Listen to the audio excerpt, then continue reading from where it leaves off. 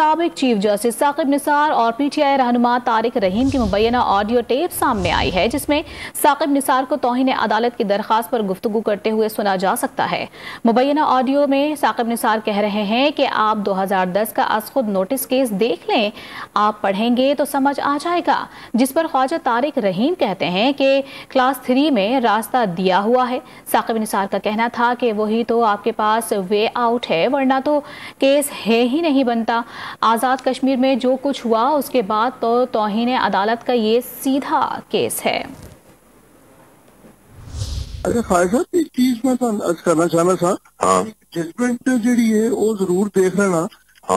7 member judgement है और जी अपना सो मोटो है नंबर 4 of 2010 रिपोर्टेड है सर। ये 7 member judgement 2012 Supreme Court page 553 उत्ते।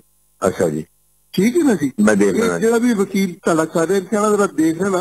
कि भी अगर उस बारे तुम पढ़ोगे तो मैं वो भी देख ली जजमेंट जी 7 ਮੈਂਬਰ ਬੈਂਚ ਹੈਗੀ ਹੈ, ਜਿਹਦੇ ਚ ਉਹਨਾਂ ਨੇ ਕਿਹਾ ਕਿ ਜਦ ਤੱਕ ਐਕਟ ਨਹੀਂ ਬਣਦਾ ਉਹਦਾ ਤੁਸੀਂ ਜਿਹੜਾ ਗੌਰ ਨਾਲ ਪੜੋ ਤੇ ਉਹਦਾ ਕਲਾਸ 3 ਮੈਂ ਹਾਈ ਨੋਟ ਦਾ ਲਿਖੇ ਤੇ ਉੱਥੇ ਉਹਨਾਂ ਨੇ ਰਸਤਾ ਵੀ ਦਿੱਤਾ ਹੋਇਆ ਹੈ, ਉਹ ਮੈਂ ਦੇਖ ਲੈਣਾ ਮੇਰਾ ਜੀ ਸਰ। ਮੈਂ ਦੇਖਿਆ ਹੈ ਉਹ ਵੀ ਸਾਡੇ ਕੋਲ ਵੇ ਆਊਟ ਹੈ, ਉਹ ਵੇ ਆਊਟ ਹੈ ਸਾਡੇ ਕੋਲ, ਅਦਰਵਾਈਜ਼ ਕੋਈ ਕੇਸ ਹੀ ਨਹੀਂ ਸੀ ਬਣਦਾ। ਹਾਂਜੀ ਬਿਲਕੁਲ ਠੀਕ ਹੈ, ਮੈਂ ਅਭੀ ਇਹ ਵੀ ਹੁਣੇ ਦੇਖ। ਦੂਸਰਾ ਫਾਇਲ ਸਾਹਿਬ, अगर कोई बंदा तैयार होवे मुनीर अहमद खान वाला इस्तेमाल कर लो, कंटेम्प्ट ऑफ कोर्ट का बिल्कुल क्लियर केस है, वो भी हो रही कंटेम्प्ट ऑफ कोर्ट का केस है।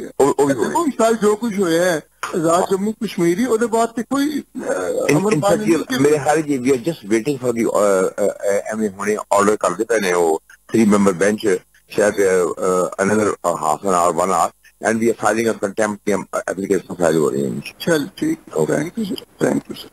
ये ऑडियो टेप थी जो कि लीक हुई है, वो आपने मुलाहिजा की। साबिक चीफ जस्टिस साकिब निसार और PTI रहनुमा तारिक रहीम के मुबैना ऑडियो टेप सामने आए हैं, जिसमें साकिब निसार को तौहीन अदालत की दरख्वास्त पर गुफ्तगू करते हुए सुना जा सकता है।